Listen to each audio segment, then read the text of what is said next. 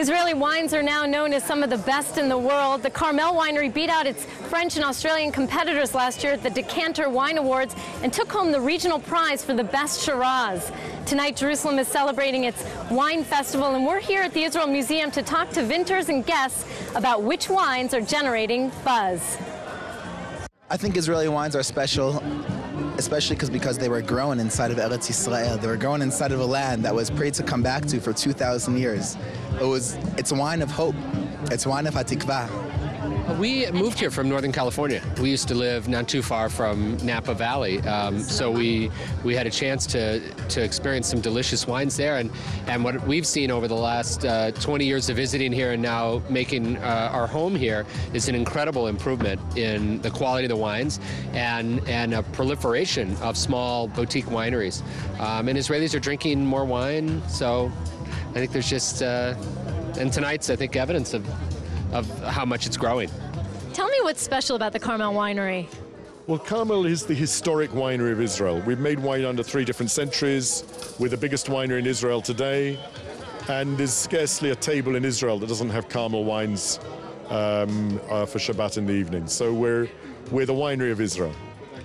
Israeli wines have really become quite prominent in the world. What role has Carmel played in that? Well, Carmel, as the traditional winery in Israel, has gone through all the stages of development of Israeli wine. In the last few years, we've had the most amazing successes. Yatir Winery, our boutique winery, got the highest score from Robert Parker, the best critic in the world. Carmel won a major award, the Decanter World Wine Awards last year. So certainly Carmel is one of the leaders of the Israeli wine revolution, which for someone who came to Israel from outside has been amazing. And the climate here, the soil here, is it good for grapes? We have a fantastic climate for producing quality wine because we have sun, which they don't have in all places in Europe. The soils are good, and we have high altitude vineyards for areas where to avoid it being too hot. So this is like the Garden of Eden for making wine. We come every year, we enjoy it, and we learned a few years ago to be chauffeured here, not to drive. Mavina? What does he mean by that? He likes to enjoy the wine. He likes to taste all of the different wines from the different wineries. I'm a volunteer in the museum, so we're very, very proud of our new campus and the good turnout that we're having here, and we hope that a lot of people will come and visit the museum. It's wonderful. I have to say, a lot of people, say that the setting is part of the reason they come here for the museum. It's a beautiful setting, it's a beautiful place, and it's a lot of fun. What's your favorite wine here that you've tried tonight? Well, my favorite wine is Cabernet. I like Tishbe, I like Dalton. Those are my favorites. The night is now getting later, which means people are probably beginning to feel a little happy, a little tipsy. Now they're eating to try to, make sure they can drink some more. So let's go meet some more people. But if you really look at it, we took a bunch of really horrible, uncultivated land, and we were able to find ways to grow beautiful grapes in it. I stayed in a vineyard with my parents in the Negev in 2007, and the wine was amazing, and it was a hotel and a vineyard.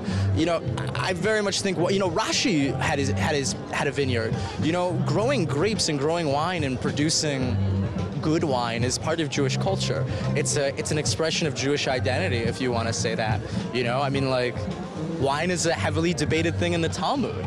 I don't think there's any way to deny the Jewish connection to a grape, I always feel bad when I meet Jews that are allergic to grapes. I always say, how do you live, It's like meeting a Jew that's allergic to hummus or chickpea, What's one of the signature wines from the Golan Heights winery?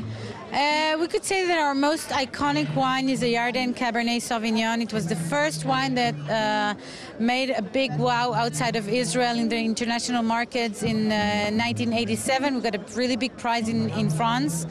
And up until today, it's a signature wine for high quality, for innovation, and for high standards for the whole industry, and also, of course, for the Golden Heights Winery. And do you have one of those here? Can we try it? I have the Gamla Cabernet Sauvignon, which is it's a premium brand. Yarden is our super premium brand, but it's a big bottle, as you can see. Great.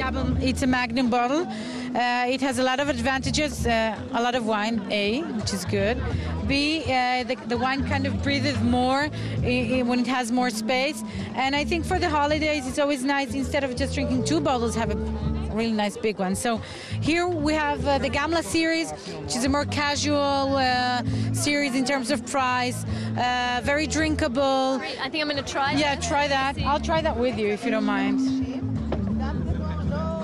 The name Gamla is after an old city in the Golan. There's Wow, this it's very fruity. It's light. It's very fruity, nice. not very heavy. It's like a nice summer red wine. I think it's a nice everyday, high quality, not a very high price, and a sure bet. So this is our Gamla. So we promote this today because we think it's something that people can buy and drink every day. And there's something for everybody. We have Sangiovese, Pinot Noir, Merlot, Chardonnay, Sauvignon Blanc. It's a big range, so there's something for everyone. Great, great. Yeah. Thanks, Debbie. We're going to jump over to another booth here. I've been to a few wineries also in some really remote areas, like in the middle of the Negev desert, which, I mean, I don't think the wine's nearly as good, but it's still really cool that they're sort of like making the desert bloom with wine, so to speak. It's kind of neat.